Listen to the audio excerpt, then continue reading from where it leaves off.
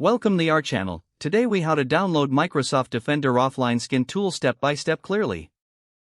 Open your web browser. Go to the official Microsoft website. In the search bar, type Microsoft Defender offline skin tool. Press enter to see the search results. Look for the official Microsoft link for downloading the tool. Click on the link to access the download page. Once on the download page, locate the download button. Click on the download button to start the download.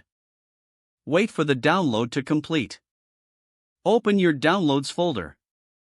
Find the downloaded Microsoft Defender offline scan tool file. Double-click on the file to run the setup. Follow the on-screen instructions to install the tool. Once the installation is complete, close any open applications. Restart your computer to enable the scanning tool. During the restart, you may see a prompt to run Microsoft Defender offline. Select the option to run the scan. Wait for the tool to perform the offline scan. Follow any additional instructions provided after the scan is complete. If the page does not load, refresh the browser or try again in a private or incognito window. Make sure you are using the correct email address, then retype it carefully to avoid small typos. If your password is not accepted, use the reset option and create a new strong password you can remember.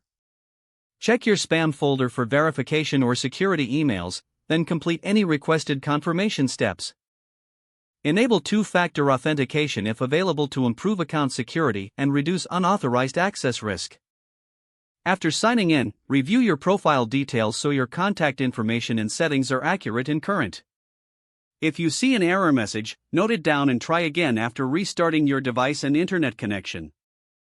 Log out when you finish, especially on shared devices, to keep your account and payment information secure. If the page does not load, refresh the browser or try again in a private or incognito window.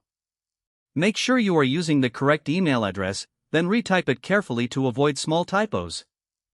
Don't forget to like this video and subscribe to our channel for more step-by-step tech guides.